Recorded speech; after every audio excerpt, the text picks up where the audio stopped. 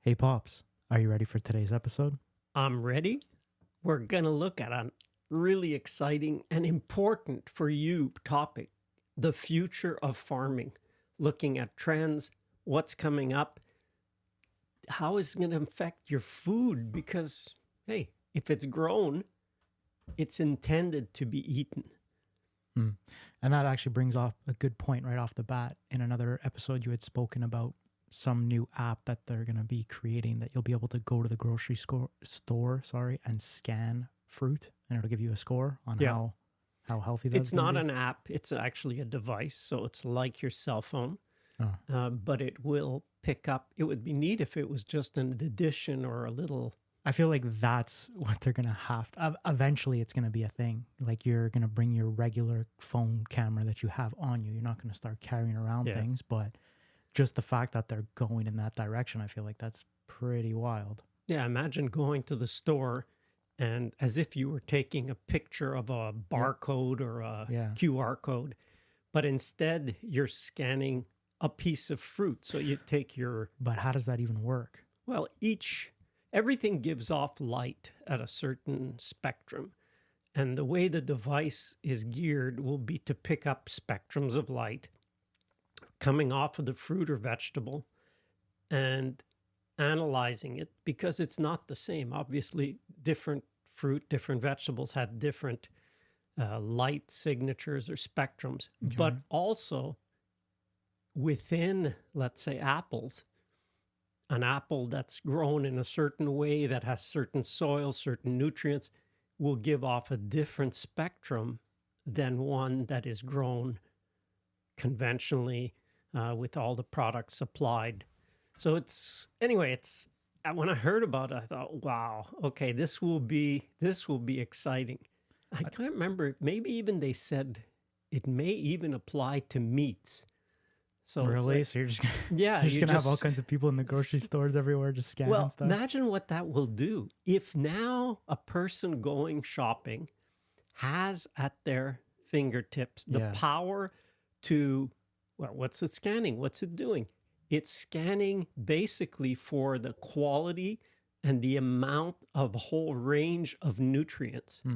So if you'd say, So it'll be able to tell basically if this was raised in the field, like outside. it will be able to tell the outcome. It can't necessarily, although you can infer, you But could assume that if it's a certain quality, it's grown in a certain way. But really, does it matter? Well, I don't know, because I guess maybe you're a little bit more knowledgeable, but like let's say it's pumped up with hormones or whatever given by the farmer. I'm Right. talking, let's say, livestock. Now that mimics what they would get naturally. So at the end of the day, you don't know, but you're getting a synthetic product versus something that, you know what I mean? Yeah, possibly. I guess it's still Possible. better than what we currently have, which is, I feel like it's a cool step in like, I guess, the right direction. Yeah. Because that way it gives us as a consumer options based on if we prefer health versus, let's say, something just because it's cheaper and it's available, you know? But then it also flips it to the producer as well, because I guess the higher quality your product is, the more you can charge for that.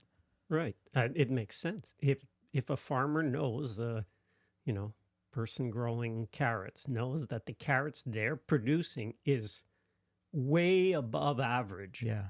then they could expect, knowing that the quality. customer in the store will be able to evaluate the quality. And when they get to their carrots, they'll go, yeah, well, I don't care that it's 50 cents more for a bag. Yeah. Like, I could eat one carrot and it's the equivalent of 10 5 carrots Sure. of somebody else's. You Yeah. go, well, I'll kind take of, those. that's kind of a no-brainer. Like, why should I be trying?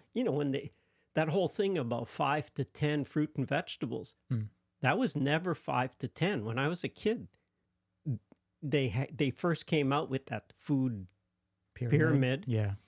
But it wasn't. It was 1 to 3. Oh, really? Okay, well. Well, why is it 5 to 10 now? Because the quality of the fruit and vegetables over the last 50 years plus has declined significantly on average, so that now it's recommended that, well, 10. You're like, really? 10? How are you getting 10 portions of, let's say, a fruit. Yeah. Gee, you know. I don't even think I do that in a day. Well, I do it in the season, like with plums. Okay. I do 30 plums a day during plum season. I don't think that's how that works, but all right. Well, it works in that your body can store certain vital nutrients. That's why we have fat and we have stores for certain things. You think back, you know, when the native people here in our climate, which is a winter, snow-covered, ice-covered climate, they didn't have fruit in the winter. What did they have? Unless they dried them, which they did do some drying of fruit, but mostly they had fruit in season. And the season was quite short. Like even if you had wild strawberries coming in June, and then you had blueberries going up to September, and that's it. Maybe you're eating a few hawthorns or something in November, but basically your season was fairly short. So people knew in those days that what you should do is gorge, just fill up like a bear and store up those nutrients for a time when you wouldn't have it. Okay. So I don't know, even that, talking about, I guess, food before we move on to the next thing. You don't think it's just going to be, I don't know, the way things are going so fast, in 5 years, there's just going to be one pill and we just eat a pill? And No, it's not going to be like that. That I see no pleasure in that. Like, I'm not saying there's pleasure. How many people go, oh, I'm going to take some supplements today? Yeah. No, like that's not replacing. Food is meant to be a pleasure. It was always designed that way. It was intended to be pleasant. And it's something you choose what you're eating and it gives you joy, and great. To replace it with something like that, I feel like you're always going to have those people that are like, I don't know, do you know who Brian Johnson is? No. Have you heard of? Okay, well, they coin him as the billionaire that's trying to reverse aging. No? Okay, anyways, he's not really a billionaire, but the guy's a multi-millionaire, and that's his whole shtick. Like, he's 40-something. You'd have to fact check. He's 40-something, but he has the age of like a 20-something-year-old because of all the money he's put into all these different facets, whether it's his nutrition and everything. And he sells a product. I think he calls it the Blueprint, and it's basically like a pill in food form, but it's all the top whatever, and it's condensed into one thing. So that's why I was asking, like, we're all just going to be walking around drinking green shakes, and we're going to get everything in that. Maybe some people, for sure, there can be people who will try that. But think of it. Anything that's synthesized, you're synthesizing one element. Let's say vitamin C. Okay, you can get vitamin C in a pill, and it gives you vitamin C. I don't know at what percentage or concentration, whatever. But if you get it through your apple, through your food, a food item, then you're getting vitamin C. You're getting a whole combination of other things combined with it. True. Why are they there? Well, in most cases, I would say they're there because they help you actually absorb the things that are in it. It's like milk. Like, I grew up on whole raw milk. Our neighbor had a cow and they would milk it, and we'd get the butter and we'd get milk. Well, the milk would actually separate in that if you leave it for a bit long enough, the cream would go up to the top. You know, that expression, the cream rises. Well, yeah, the cream separates and goes to the top. So before you would drink it, you would tend to stir it around just to mix the cream back into the milk. This episode is proudly brought to you by my very own masterclass. Use code POP250 to save $250 off the masterclass bundle. Masterclass contains 11 different courses that you can buy separately. However, the complete masterclass has you covered from A to Z, and it's really my life's work. Masterclass is the ultimate tool to help you start a successful permaculture orchard or planting. Not sure about how to start, or maybe you've already started, but now you feel you're stuck. Purchasing the masterclass gives you access to the VIP group, where you'll be able to meet other like-minded very interesting permaculturists and bounced ideas off each other. The VIP group is where I spend most of my time answering questions, and it's never been easier to get in contact with me or ask me a question. Want to learn more? Go to permaculture.study and start each course today for free. Don't forget to use code POP250. It'll save you $250 off the masterclass bundle. And now back to the episode. Like, when's the last time you haven't seen it? Because here in Canada, No, not allowed. it's illegal to even transport whole raw milk other than the licensed transporters. It's illegal to buy it. How come? Well, does that mean milk in its... I think a lot of people have those milk allergies and intolerances because they don't actually drink milk. They drink a transformed version. It's probably skimmed, partly skimmed, because milk can come up in season. It could be 5.5%, 6% cream, not this 3.25%. And it's also homogenized, which means they take the fat globules and they make them really small enough. I don't know what's the exact reason to homogenize. Oh, so they don't separate. That's it. So it doesn't rise to the top. So it stays, you leave it in the fridge and It stays longer. Without separating. Maybe without separating, right. Exactly. But milk doesn't go rancid anymore. Milk used to go sour. I mean, I'm sure it does, but it goes bad, like it smells. But sour milk is totally different. That's why there was this sour milk you could buy even, or you could... We had a friend who'd come, and that's what he wanted. Give me the milk, leave it on the counter for a week, and then he would drink. It was a bit like kefir. It was kind of the stringy. It looked a bit like cheese strings in milk. I used to think, I don't know, it was very sour because it's starting to sour, so the taste was quite different. Anyway, milk is not milk. Apples are not apples. I mean, there's a lot of things. That's what I'm saying. Going into the future, it's one of those things where, I don't know, for me personally, I feel like it's going to be a coin toss. Like, there's a lot of good that I'm sure we'll be able to get into, but there's a lot of stuff that's just like, it's done for the money. It's done to prolong the product to then be able to sell. I feel like everything comes back to money.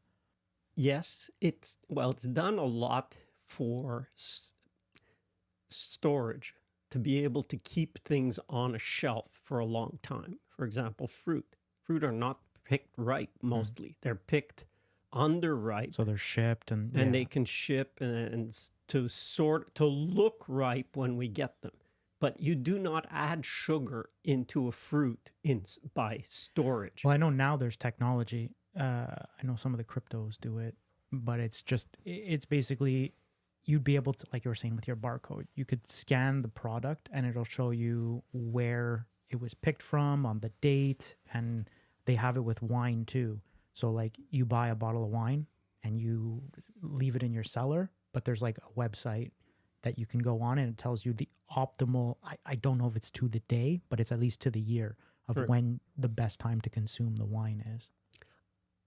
Basically, information will be far more available. So that is basically just tracking or being able to go back to the actual, and in some cases, they're monitoring what field it was taken from what farm. Yeah, but down to like how many times it got watered naturally versus how many times the farmer watered it. Like Sure.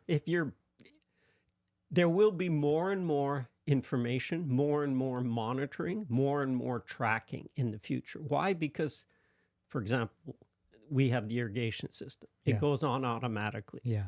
Okay. Well, I can easily get a simple little sensor that I can put into the soil, and it's got a little Wi-Fi emitter, regardless of where I put it in the orchard. It can send a signal to the controller. Oh, the trees are actually there. The water amount is below a certain point. Turn it on. And turns on the irrigation.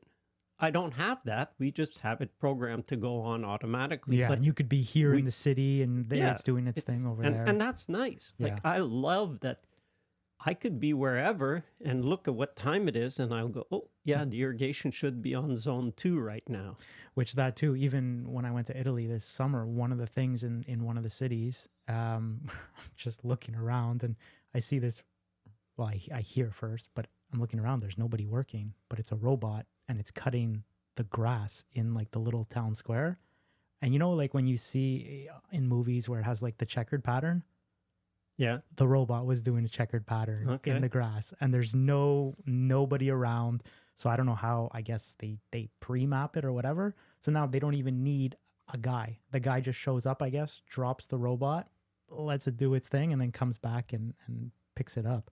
So even for orchards or whatever, I'm sure instead of somebody being there to cut the grass, if that's happening now, give a couple years, that's going to be like, I don't know if it'll be the norm, but it won't be super rare. Already there are robots that do certain tasks. Yeah, they have the vacuum ones and everything. But for me to see that outside and a city, a municipal city using that already in 2024. Yeah. We were contacted to see if we wanted to use one of the robotic mowers. It's like, okay, but it's, is it at a scale? So it's a question of scaling. Well, this thing was going for a couple hours. So I guess it depends on, I don't know, the battery size or whatever, but. Yeah. Listen, everything that can be automated will increasingly be automated. I mean, there's no question automation will increase a lot more. It wasn't that long ago where the idea of having a tractor guided automatically in a field, like my neighbor was going to seed his field behind us one spring. And as he was driving by, he just stopped and he asked, hey, you want to just come and, sure. I said, I have a minute. I have a few minutes. I jumped in his tractor. We went to the edge of the field. So he drove the tractor to the edge of the field. Okay. But as soon as he got to the beginning of the field and he lined it up on the first row, because he could see on his screen where he should be, like where he had stopped planting, let's say. He gotten to a certain point the day before, and now he was going to start. So it gave him his line. He lined it up, and he just pressed his button, and the tractor took over. So it's a no touch. Once it gets to the field, it's no touch. So you drive it there, set it up, and then you let it. Right. So that's the stage it's at now. One, because the tractor can't drive on a public road by itself. But with like what the Tesla can do. And that technology is just, it's just a matter of time. You think they're going to implement that into the tractor? Absolutely. Really? Well, can you imagine now? There's a few trends that I can foresee. One, to own a huge tractor that can do a large area. Yeah. There's an efficiency as long as the tractor is working. If there is a breakdown in a key point like spring, you only have usually a window of a couple of weeks where you want to get all your fields done. But if you have a 2 or 3 day breakdown for whatever reason, and now your fancy big tractor that's able to do a lot of acres per day is out of commission. Is out. Yeah. That's a real setback. So what I foresee in the future will be, because all these robotic things are really setting up to be a smaller unit. So instead of having one big tractor, you might have 3 smaller ones. Are they going to be electric, you think, or? Absolutely. Yeah. Yeah. The electric part, I did the calculation just for fun one day to see how large of a solar array would it take to run a given, I don't remember what the horsepower rating of a certain tractor was. But I thought, okay, how much, if it was a sunny day and you were out there, and I mean, a lot of times farmers are not seeding or working in the rain. They're seeding on it, or they're working when it's nice. Okay. Well, when it's nice, it might be cloudy, but there's still some light, but especially on a sunny day. So it worked out to be about twice the size of a hay wagon. Like the hay wagon size. Well, that's not that much. If you have a deployable, where it actually opens up, then you just open it up twice as wide as the equivalent of a hay wagon. Okay. And well, but what are you going to do? Well, they're already pulling sometimes two implements, one behind the other. What's the big deal of pulling another one that's just... Okay, so it's going to be wheeling around the solar panel that's going to be You charging could wheel it around, or you could actually have a lot of the machinery with that right up on top, or mounts that it just drops onto the top of them. So that now, if you have your, you can have your array, your solar panels collecting the energy, storing it in a battery. You can have your equipment ready to go fully charged. It could have batteries on board the piece of equipment to double your capacity, I think whatever. It would need to, but yeah. I mean, we know the trend is the battery costs are going down, down. Yes. So the idea of having a pack on an implement that you could swap that pack to a different implement, it's like, okay, now I can do 2 days. That's smart. If you make it interchangeable, like a regular everything will, like an implement. Yeah. I mean, farmers, they're used to going up, backing, hooking up to whatever the tool it is they're using and going with that. Well, if all you have to do is take your pack and swap it to the other implement you're using, or the pack comes with the solar array, so already you have more than a day's use on that, plus you charge a tractor. Because I feel like that's what most people, like even me talking about like the Tesla or whatever, that's the number one question I get from people.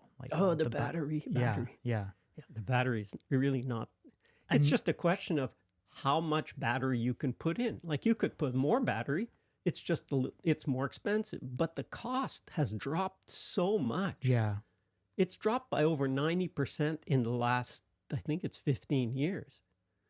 Okay, so like 15 years ago, people did use batteries. And the technology just keeps getting better and better too, it seems, every and the couple chemistries, years. the mix of different elements. I don't know if you saw now, they have a patent out, or Tesla just purchased a company, I believe last year, that does like mat or wireless charging. Like you'll just drive over it and it's going to just charge your thing. So maybe they have a big mat in the barn that every whatever, it just sits on there. Like you have to park the tractor somewhere anyways, right?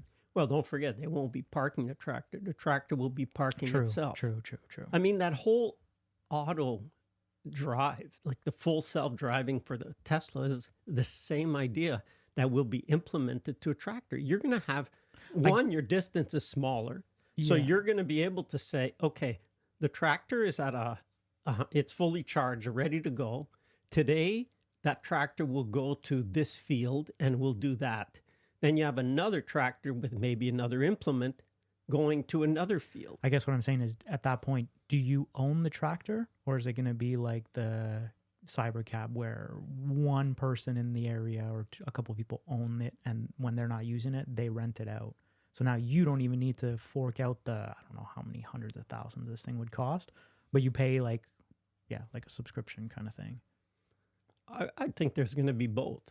Farmers will still want to own their own piece of equipment. Don't forget, you see we both have electric vehicles, both have Teslas, and you see how much less maintenance. Yeah, there's what nothing. Have we done? I've had windshield washer fluid. Yeah, 2 years. I put Yeah, me too. A gallon of windshield fluid 2 or 3 times in the winter, and that's the maintenance. Oh, and changing the tires. But I can see already people screaming in the comments, what if it breaks? It's going to be so expensive to fix. And well, it's actually always less expensive, because think of it. You don't have... You have less parts. You have so many. Like, you want to go through the list? Like, you don't have belts. What happens on farms? You have a certain piece of equipment and it's dusty. So what happens? The belt gets coated, starts to slip. When it starts to slip, it starts to heat up. It heats up, it burns, it melts, it breaks. Okay, belts. Get rid of belts. Oh, okay. You have no more belts. What's next thing? Filters. Tesla has a filter. It has a filter, but now you don't need a filter for the air intake in the same way. There'll probably be some kind of a filter, because you do have you have an air intake to cool the engine, let's say. So I guess all this, then you're a farmer, you have all this fancy tech. What are you doing? What do you do with your day? You think and manage. You look to basically keep the system optimal. But I feel like that's the thing that most people aren't even thinking. It's like when all this stuff is automated and everything, like what do we as people do? That for me, that's the scary part anyways. Because it's like, yeah, your day, okay, you're overseeing, all right, this goes to this field or this is this. And then what are you doing with the rest of your day? Well, I'll give it to you this way. When I, go to the farm and I see there's seasons, there's really two big seasons. There's planting season where the farmers are out working the field, planting, putting their fertilizer, then they put their spray. So they're done. Usually the window is, let's say they get out to start early May. By middle of June, they're done. They most depending on the year, but they're pretty well done. So they've got a 1.5 to 2 month window in the spring, and then again in the fall, which is September, October into November, depending. But there's another 2 month window of harvest. Well, you asked them, what do you do for the rest of the time? So what do they do for the rest of the time? In the winter, a lot of times, they take time off. Because in those periods, it's intense. Most farmers have a lack of labor. There's just none. The wife is in there driving a tractor and the kids are in there driving tractor. You're trying to get as many people in seats as possible. So one thing it'll do is it'll free up. Even if you just had one tractor that's full self-driving, getting to the field, doing the work, well, first thing you do is you make sure that tractor's running 20 hours a day. Or, if it's... Well, as much as it's able to charge. As much as it can, sure. So you're getting more work done because you don't need to be tying up somebody in there doing the work. So your tractor, because when it's a nice day, go. When it's the right time, go. So what I see will happen is the intense periods will be able to be, not necessarily, because you can say, well, I'm only going to buy one of these tractors instead of having two, I'll still go with one, but it will compress your periods into a more optimal windows. So if the field is a little wet, no, I'm not going in the field. I can wait 2 days because I could still get it done in a shorter window. So that will do that. The other thing is farmers spend a lot of time maintaining equipment during the off season. So whether that's summertime when they've had the spring period, but a lot of times it's winter, they're getting their equipment ready for spring. There's still going to be maintenance. You have implements. I mean, it's not just tractor that's maintained. It's all the implements and things that go through soil wear out. So there's still going to be some things to do that way. But a lot of times I think and there it depends on the farmer, but people will have time to look because everything that will be done robotically or autonomously will be creating a trail of data.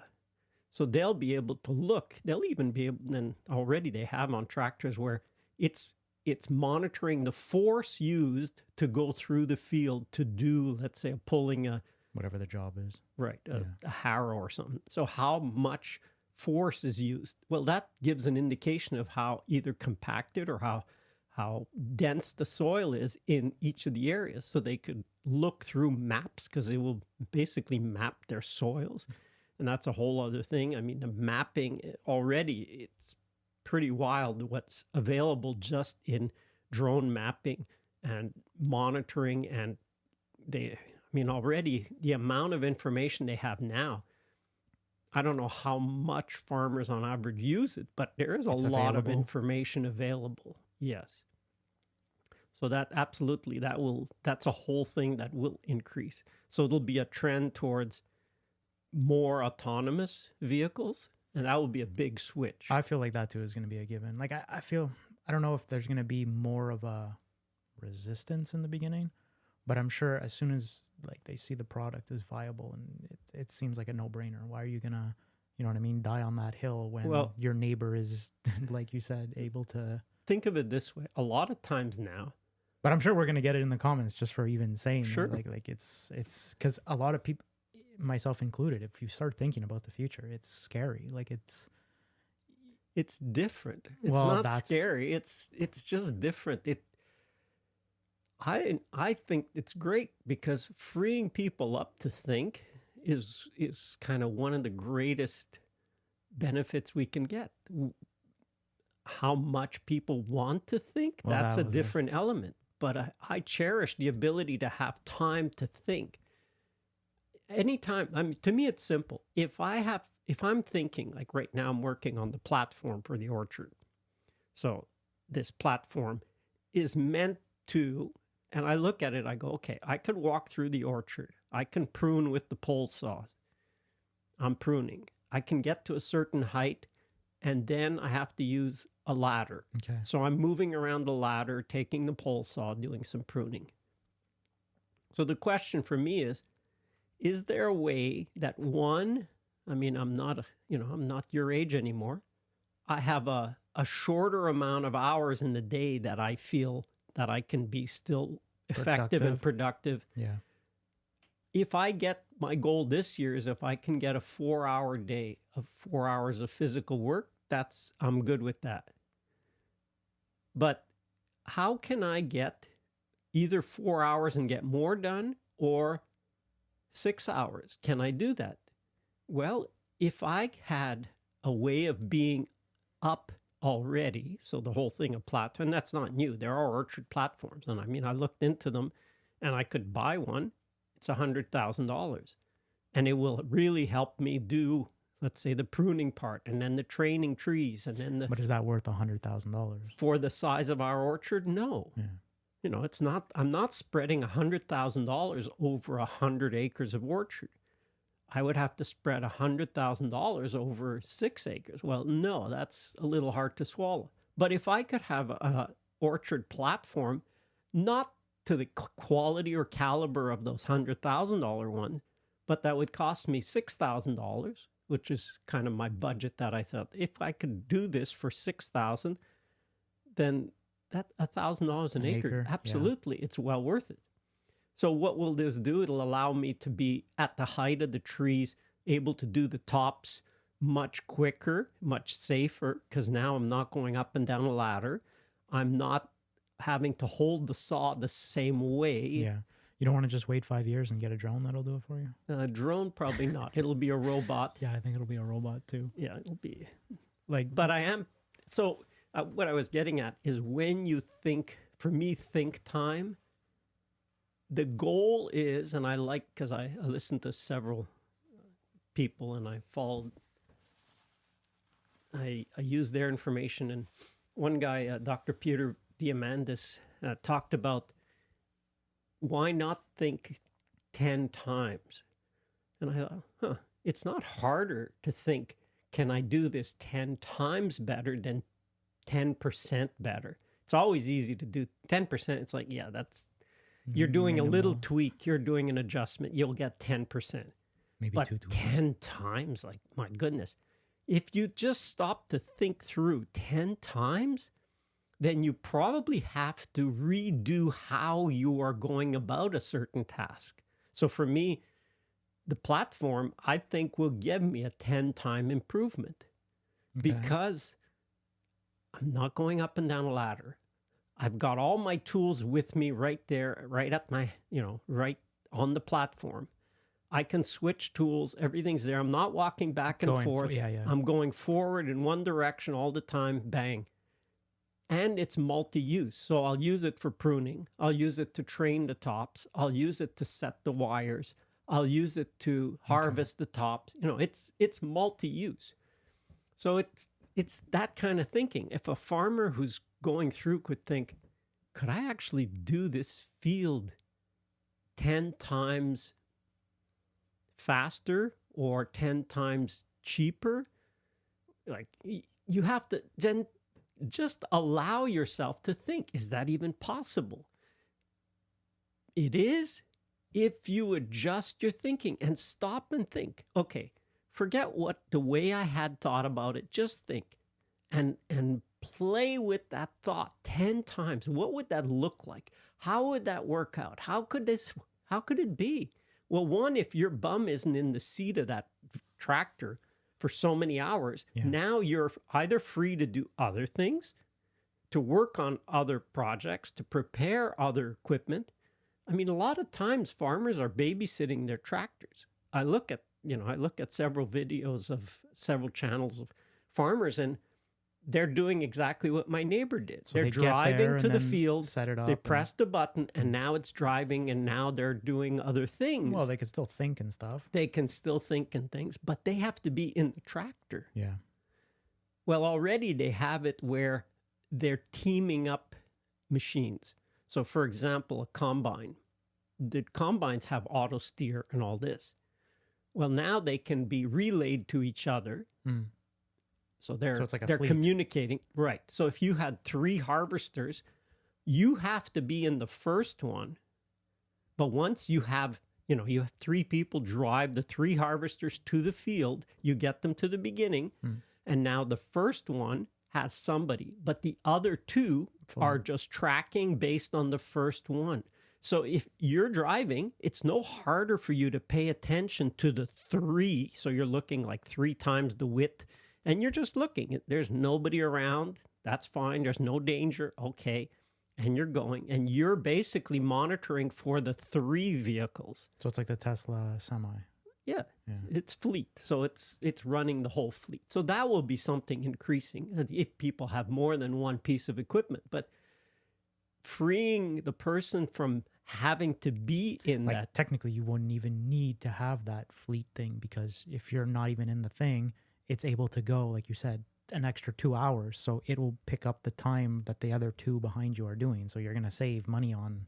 Right. Well, it depends on the size. Some people still need several machines because you're doing this field, like this field at 2 o'clock and this field at 4 o'clock. Okay. So you're moving 3 machines. It's just, there's an efficiency part about moving in and out and getting it done. But so that's kind of the whole driving part. That, like, to me, that's it's virtually solved. Like that's inevitable. If you could do it with a car going at 70 miles an hour, you could certainly do it with a tractor going how slow, 15 or 20 miles an hour. Why not? And it goes on the road. It doesn't go as far. Doesn't go on major highways usually. And so that's kind of of course that's going to be how long? I don't think 5 years. Like really. Well, let's just say for the context of the thing, 5 years, which in the grand scheme of things is not long. 5 years, but already. So for farmers to think, you mean in 5 years? 2030. Yeah. By 2030, I'm not going to have to be going into my tractor and driving my tractor. And I feel like that too, from what I understand, it's not a new concept. It's just we've been so much, like you were saying, data or whatever constraint for the longest time. And now all of a sudden with the advancements in technology, with the new computer chips and everything, this is all becoming like a reality. Like whether we like it or not, this is where the industries are moving. And all the crazy ideas that we had back in the day, that they were ideas, but they just didn't have the technology at that time to see them come forward. Now, within 5 years, I feel like it's going to be a completely, like it's a game changer.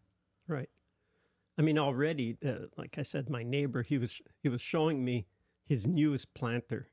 One thing it does is each box that plants a row is like, it's not all on, all off. Each one is individual. So, for example, if you're doing a rectangular field, no problem. You start every row at the same point and you finish in a straight line. But fields aren't like that. A lot of times a field that's got like a diagonal big rock or a windmill in the middle of it, or the whole property, has a big angle. So it's looks something like almost a triangle. You got these angles. So if you're going in a straight line and you get to the end, now you're not stopping the whole machine in one go. So what these planters, let's say, are doing is they're stopping as they hit the line. It stops. Well, it stops planting. And even though the line is at an angle, it will stop one after another. So there's efficiency. Think of it. If they're going with a big tractor and they have one row left to do, that's a that's a pain. Yeah. Because it's like, you know, I think I'm going to either reconfigure the field so that there's no more of this. Like a planter should be the same width as a harvester. If you got, you know, 10 rows, then you should harvest 10 rows and plant 10 rows. Makes sense. It's like, well, yeah, they both do the same setup. This is all like that stuff, and I agree with you. I feel like that's already becoming a thing. But then the next step is all the, like you're talking about harvesters, is the manpower. And I agree too with that in the extent that like people are saying depopulation is becoming more and more of the event inevitable. Like people are just having less kids. There's just less people. And the people that are in the workforce, I feel like don't want to work. So eventually we're going to have to solve that with technology, in my opinion, because you can't just force people to start having kids. So already I see it. You have the Tesla robot. There's a bunch of different other offerings that it seems like it's mostly Chinese manufacturers are offering. But even at that, like you see the how quickly it's escalating, that is also kind of creepy. Because if they can do, I don't know, household chores, what's stopping them from eventually even pruning your trees? You just show them a bunch of videos of how you want to prune it, and the robot goes out and it's able to emulate you and to some extent add improvements. Yeah, and I'm absolutely planning. I mean, I think of it in that sense. Like I say, I kind of live 20 years ahead. So to me, that's what I want to do. I want to just say here, or have a helmet. I put a helmet on, so you've got the video capture.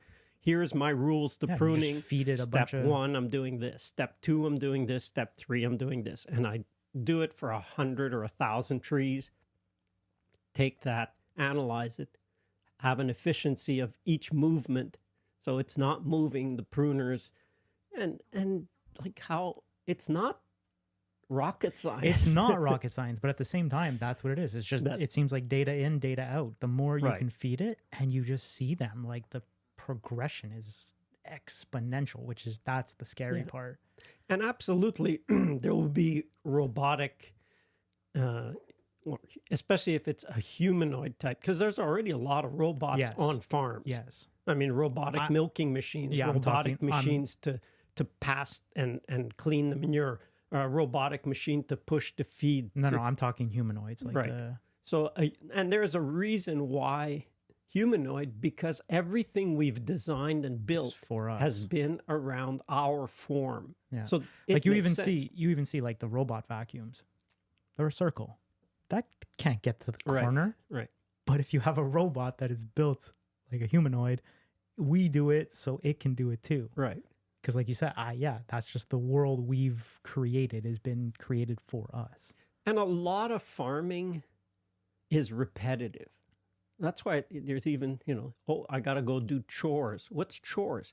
It's a repetitive activity that you're going to do. I'm going to feed the animals. I'm going to, weed the garden. It's something you're doing on a regular basis. Well, how many things do you have to program in or train the robot? And the thing is, as you say, we saw it with full self-driving on the Tesla. Yeah, so also to put into context, we've both lived it. Like you can kind of, and every time there's an update, it's scary. Like to the point now, like I'm at the gym. And we don't have the most recent ones. No, because it keeps updating. So I'm at the gym, it's nighttime and it's raining, and I just click a button and my car comes from the other side of the parking lot to pick my brother and I up. Like that, and that's maybe a couple months ago now. So it just keeps getting better and better and better. Like, yeah, the last curve that we saw of how many interventions, meaning it's still supervised. So you still have to have a person there watching it. Yes. Okay. So the amount of interventions mean the time where you go, whoa, and you take over. Yeah. Well, now it's gotten that the last one, I may be wrong on the exact number, but it's like 100 times. It went 100 times more kilometers or miles before you had to intervene. And for me personally, when I did intervene, I think it could have. It could have figured it out. There's maybe a couple times I don't want to take a chance, but Right. like we're not in a position where like we 100% trust it. Right. So it could probably have figured itself out. And But- that's a whole, I mean, that whole issue of, I saw it with the Tesla. There is a whole element of trust. Like you pick up your phone and you use it in a certain way. Yeah. Now you think you just take it for granted. Yes. But could you remember when you were first got that kind of phone? How did you trust that it would? So there is an element of, you have to trust the technology. Like if you're, like, for example, auto steer, the first times Yeah. you click that lever to steer for you, Super uncomfortable. you're like, I'm ready to take over because you're like, I don't I know. remember my hands are on the steering wheel and my foot's hovering over. Yeah, the, you're. I don't know if I'm gonna have to press on the brake or Yes. what. But that's a And- good point because then you go from a car to then a robot. It's the same thing. There is a transition time of trust. Well, I think it's going to be worse on the robot, if I'm being honest, because you have all these Hollywood movies and everything, and it's like, yeah, like when do they become, their own thing? And we saw with the over-the-air updates, like it's crazy how these technologies, because one, they're all electronic, they're sensor-based, they're all electric, they can change. Like I think of the car. When I bought the car 2 years ago, it was a car that's new. You drive it off the Tesla lot, and over time, It's better. it's gotten better. We said it before. It's the Like, only how car. crazy Yeah. is it that it got better? Yeah. So you think of the farmer with a tractor that's now getting autonomous, Yeah. Well, it's that is collecting going data. through his field, Yeah. that is collecting data on his field. Hey, there's a rock here. like I'm going to soil ping type, the rock. everything. There is a tree that started to grow here, and I have to go around it. And so as that data is being fed and the algorithms will basically be improving. But not only you, but it'll be improving your neighbors and your neighbors. Like that's what happens. It's just collecting all kinds of data. Then it just releases to the fleet. Right. So like you were saying, to the point where who knows, maybe it's going to be able to use, like they'll be so smart that before even going on into the field, it checks like kind of, Moisture conditions Yes. or whatever. So it's it's like- too wet. yeah. I'm not going out there. or I'm going to wait till 2 p.m. to Right. be able to get the, Right. like, And you're that's like, no, get crazy. out there, get out. No, because it you knows put more in- than us. Well, you may have put in number one priority is to improve the soil. Well, if you go out You're gonna and it's damage wet, it. you're going to damage. You're not Yeah. improved. So no, I won't override. You might say, doesn't matter, override. They're like, yeah, but you're breaking your first rule, which is to make the soil better. Yeah. And like what we're seeing is the AI is helping you make this. You ultimately will have the final say. decision. Yes. But it's like having somebody to A bounce an idea professional. off. No, it's like you have a professional in that. And they're like, well, this is my opinion. This is the facts. This is whatever.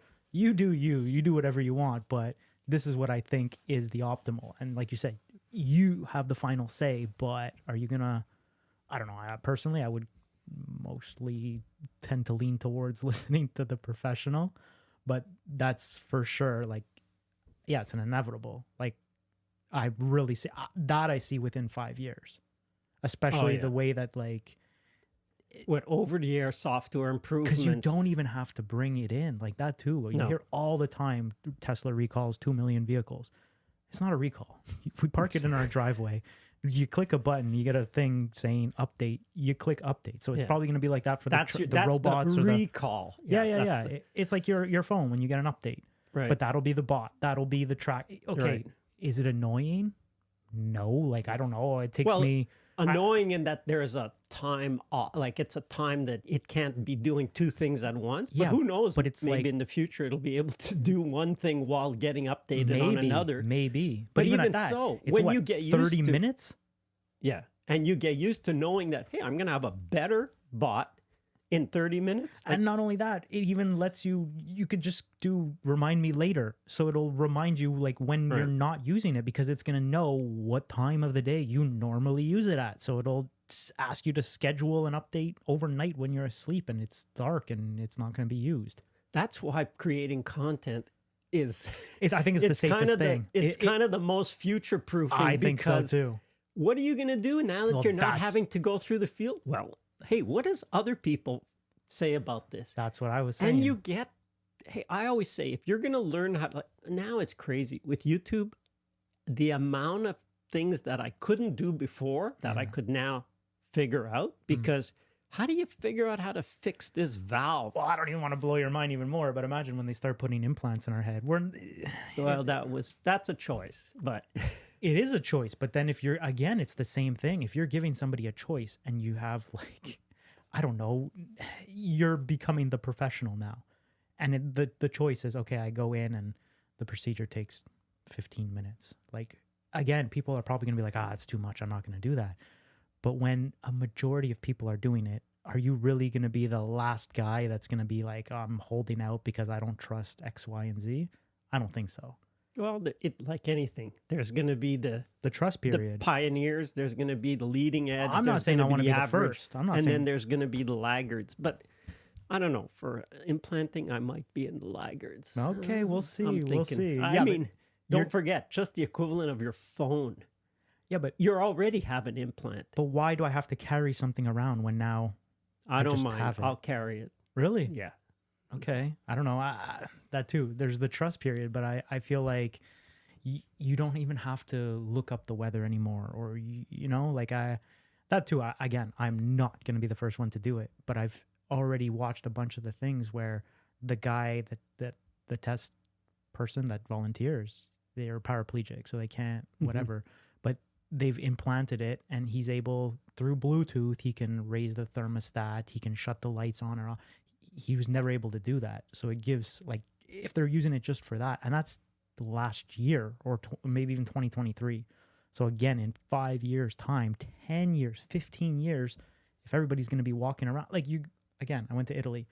You have to like go in, take your phone and do whatever. You won't have to do that.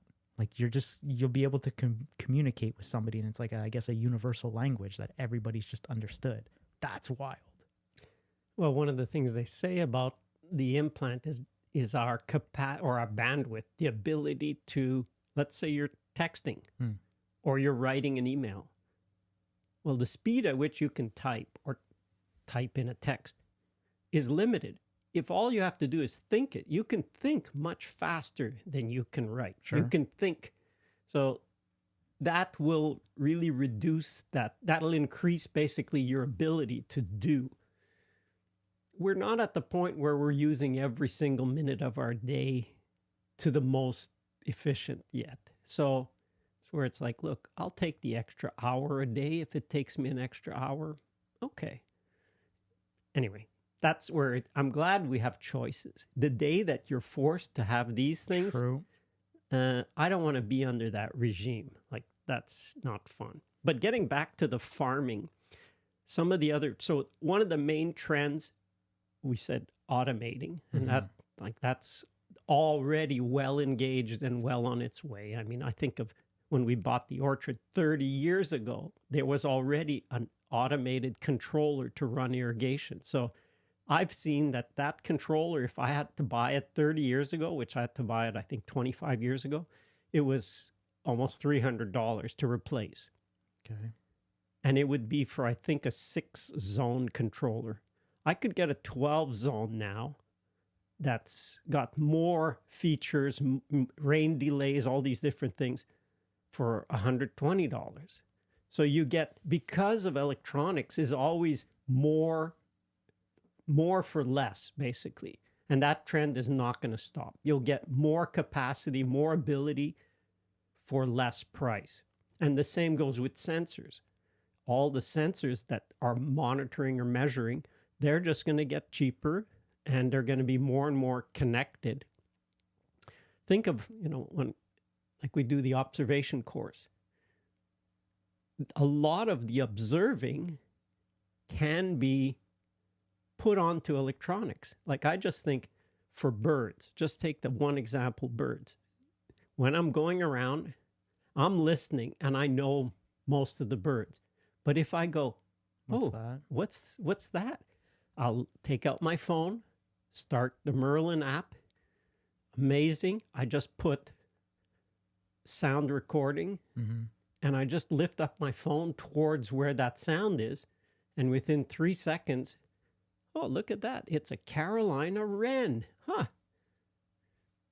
There it goes. So that kind of sensor monitoring will be for farms. It will be, your soil will be monitored far more. Already there's variable rate fertilizer applications. There's variable rate spraying applications. So it's not spraying the whole field, because chances are It doesn't. it The doesn't whole field need doesn't. doesn't. It's one area. Yeah. So that will be far more standard practice. But right now, if it's like that, do the farmers go out and just do the whole field, or they kind of know? Depends how they're equipped. Okay. If they have older equipment that does not have variable rate applications, then they usually treat. Think of the waste. Like those things often pay for themselves pretty quick, and the fact that they should be getting less expensive because the technology is getting less expensive. Yeah. So that's just, it pretty well pays for Sells itself yeah. within a fairly short time. And think just the whole, we've seen with the drone that we've used for a few years for filming, but now there's the agricultural drones and the capacity they can spray or apply fertilizer or apply seed. They can carry 50, I think the last one I saw was 50 liters. So that's 102.2, 110 pounds. Yeah, that's pretty good. Yeah, that's quite a lot. That's a pretty heft. So it's like take 100-pound bag of seed, pour it into the hopper, and it will fly over a field, and it can do variable rate. It can spread. Here, I'm going to put less seed. Here, I'm going to put more seed. Here, I'm going to put more fertilizer, less fertilizer. And so, and what's going on? Well, it's running through the field. Yeah. Well, there's nobody there's somebody there, but they can be having... They're just monitoring it, I guess. They could have 2 drones going through. Like we had the guy contact us who's going to come in the spring. Yeah. And I'll have him run through and do a spray of whey. So I'll see. And he said he'll map the whole orchard down to the individual trees. So these things exist. That's just the start of them. They're just going to get better. I can foresee it won't be long where the drone will land. It will have a way of either quick charging or an arm will swap batteries. Or a bot.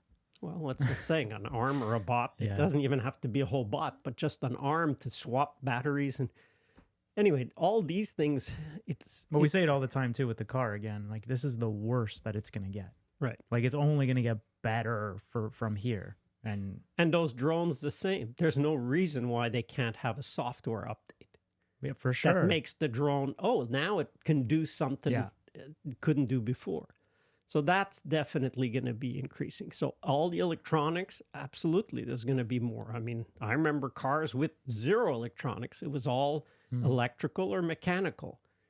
Well, if you get rid of a gas engine and you go all electric, all of a sudden you realize, well, there's a whole lot less things that can go wrong on it. I mean, the only big thing I see is, like, let's say, what is it, an EMP? So, like, something like that happens. Yeah. Now, there's natural EMPs and then there's human led EMPs. But that could be another thing that maybe you're not looking into, because then your whole everything is Sure. I mean, even when the car was fully electric, was just electric and mechanical, there was no electronic part to it. An EMP could absolutely. There was an event in. But it makes it so it's non-functional. Yeah, there was an event in early 1900s when all they had was telegraph lines along train tracks, and there was a solar flare. This was before really a lot of electrification. There wasn't a lot of electric in houses and so on. And there was a solar flare that was strong enough that in some areas it melted the wires in these telegraph lines so that you'd have to restring new Jeez. wires. Imagine if there was a similar event today, and we're talking, now those were big wires.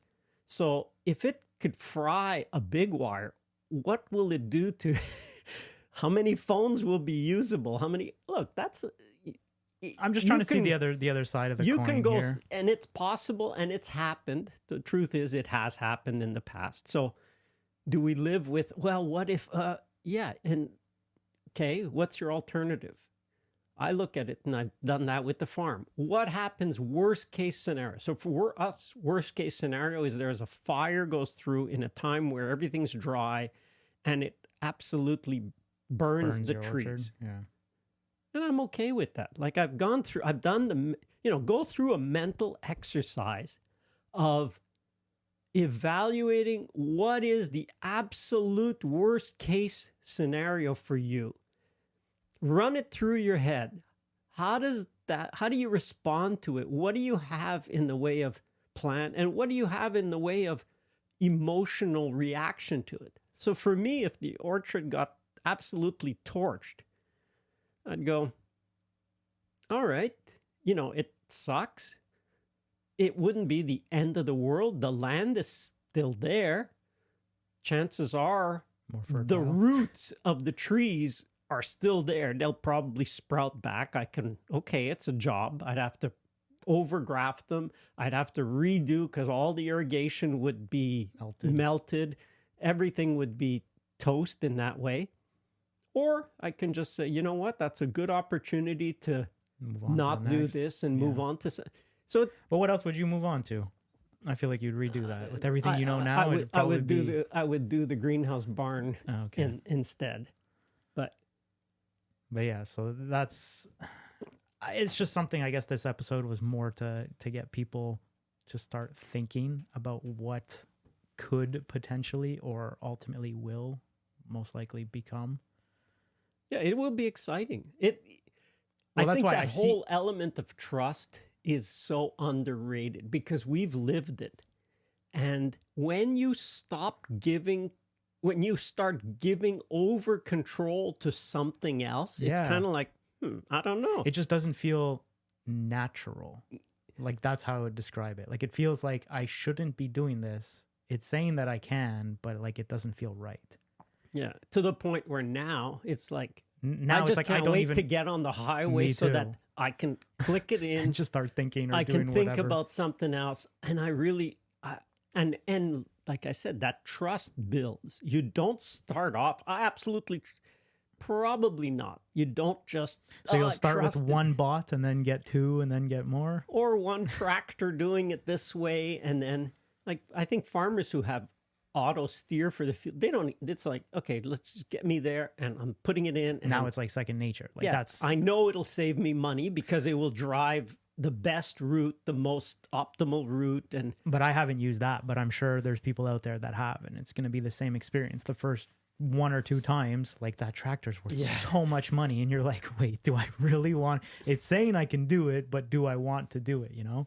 Yeah, and so think of a that's probably for farmers. That would be what they can relate to the most. Yeah, I remember think back the first times, like you're holding the steering, or thinking, I don't know, is it, and it's adjusting slowly, and you're like, oh my goodness, what's happening here? And the precision has increased a lot.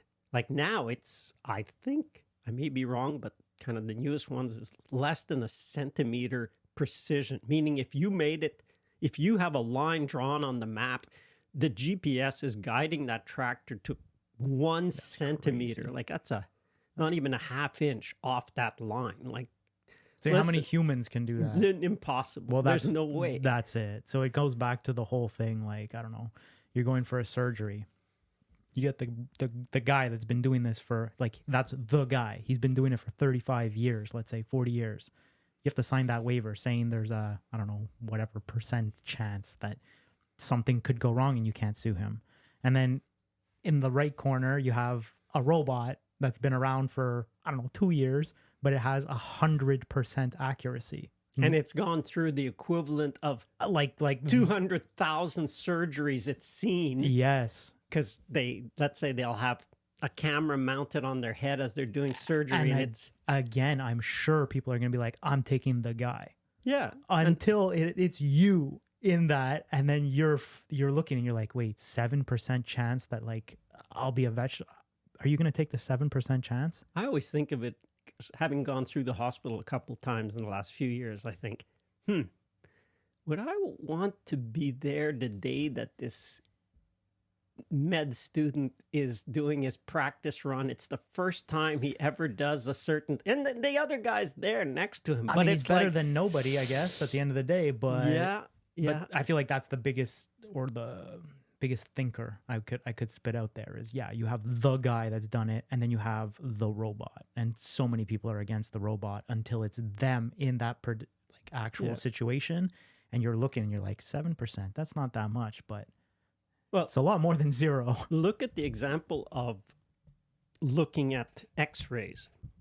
I mean, you just look at Grok on X. If you have Grok, now they know if you take an X-ray, it's been shown enough photos of X-rays that are validated. It's not just here's a random picture. No, I mean, it's not going to give you a professional diagnosis, but it's going to be way better than what you and I. What they say is use it as a second opinion. Yes, it's above the average. Yes, but that's for me above that. Again, worst it's going to be is right now, but above the average is not the equivalent to the guy for me right now.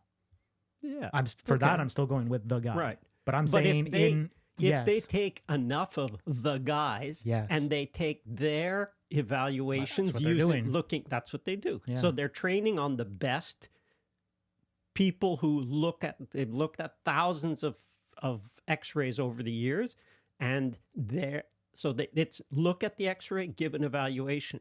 So the AI is able to give me as many pictures as you can generate, as long as it's always the same thing for AI. It's garbage in, garbage out. You put garbage test or photos, then don't expect it to give you a good result. But if you give the guy who gets 99.5% like super good job doing a surgery or looking at an X-ray, you get his evaluations and you measure it on 100 or 1,000 of the guys' equivalent. Examples. Then you're training not on garbage, you're training on the best evaluations. Yep. And that's like you say. But you're just taking a combination of all the guys. So that becomes... And it won't get worse. No, I know. That's we've seen it with the driving, and it's like, whoa. When you see the change just from one generation or version and an update to the next, you go, whoa. Like, this is pretty crazy. The speed at which, and that's where people can't really, we don't have a lot of situations or examples where we can understand exponential. Exponential is it's doubling. Yeah. It's doubling every short period of time. That's what I'm saying. I feel like this is an exciting time. And that's why I keep saying 5 years. Because I feel like 5 years from now, it's going to be completely different. Right. This is the first time in my lifetime that I can say that. Like, I've lived through the old phone to the smartphone and the internet and everything. But again, just seeing what's out there and then living through a current product, like, I'll go on record and say that I really, really believe that full self-driving is going to be a thing. Like, having the recent updates and just seeing how much better and better, and the fact that this is the worst that it's going to be, I don't see why they can't recreate that in other domains, especially the farming industry. Right. Yeah. You think of the difficulties. It's going slower. Speed. A little change at a fast speed makes you're doing a big. It's going slowly, even easier. There's a lot of things. There's less variables. You're not dealing with all the other cars going on. It's one tractor in a field. Like, that's kind of the lowest hanging fruit. I agree. It's really just a matter of time for that. Anyway, that automation, that self-driving for tractors, that will absolutely increase. Certainly, I'm convinced, having seen it, the whole thing with electric, it's going to think, well, no, it doesn't have enough power. That's not a question. It's going to have more than, and the difference in power is it's automatic. It's instant torque. It's not gearing up. It's not revving up. It's torque. It's just there.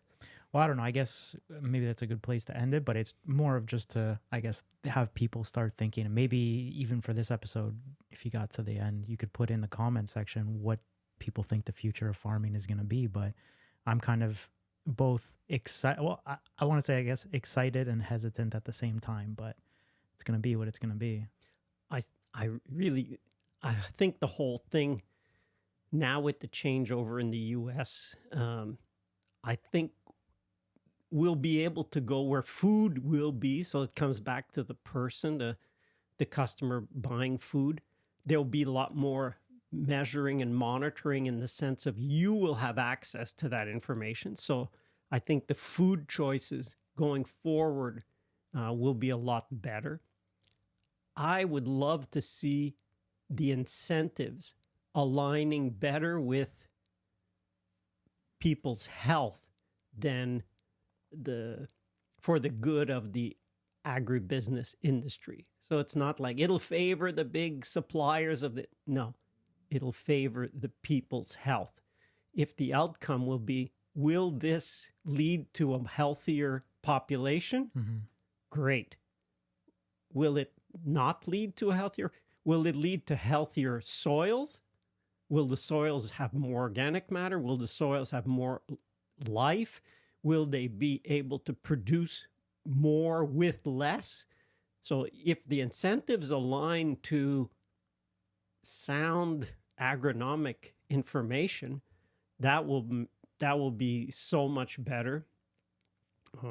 I think incentives, it's really whatever we incentivize, that's what we get. So I think for agriculture, there has been incentive that really misalign. It's like you can pollute, you can put this pesticide and that's fine. Even if most of it washes away and goes down the river to the Gulf of America, whatever. Gulf of America. That's fine. We're not taking consideration. Well, if the incentive is, no, we want the waterways to be cleaner. We want the waterways to be less sedimented. We want the waterways to have less nutrient load washing off from farm fields. Well, if we, instead of applying a one shot in the year of whatever the fertilizing mixture that you're giving the plant, if instead you give it in 3 or 4 or 5 doses a year, you think, well, I can't do that because, it takes time. Well, it's not you going out. You're programming it. If you split the amount and give it, the response will be far better. You're going to get a healthier crop. You're not overdosing it at one time and then it's lacking at another time. It's getting it as it can absorb it. As the plant gets bigger, it can absorb a bigger dose. Your biggest dose shouldn't be first thing. It's just a seed. Your biggest dose should be when the plant is just ready to go in through its biggest growth spurt. Well, that's not at planting. That's actually about a month and a half or 2 months later. If it's a drone applying it, if it's a tractor going out and autonomously applying it, then you can. So the changes, really the incentives for the good of the people. So lining up incentives, what you incentivize.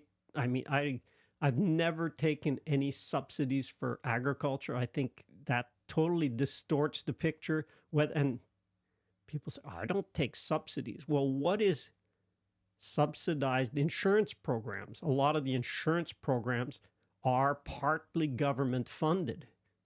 And if you take that away, it really makes anything where you're wasting something, could be you're wasting fertilizer by putting it at the wrong time. You're wasting pesticide because your whole field doesn't need it. Only one area might need it. And then it goes back the whole thing. Do you actually need pesticides, or is it just A Band-Aid. indicators or band-aids put onto. You're not absolutely looking at why do you have this insect. So as it frees up people, hopefully people will start thinking and having time to think, Outside the why do box. I have these aphids? Why do I have these borers? And look into, does everybody have these borers? How come somebody doesn't have them? How can somebody in a certain field not have this pest? What are they doing? And on. As it frees up time, as these things change to give you time, hopefully farmers will use that time to solve the root problem of a lot of their issues. And that will lead to more economical. They'll be able to grow things for less. They'll be able to grow it and it will be healthier for them, because the cancer rates in agricultural areas are crazy.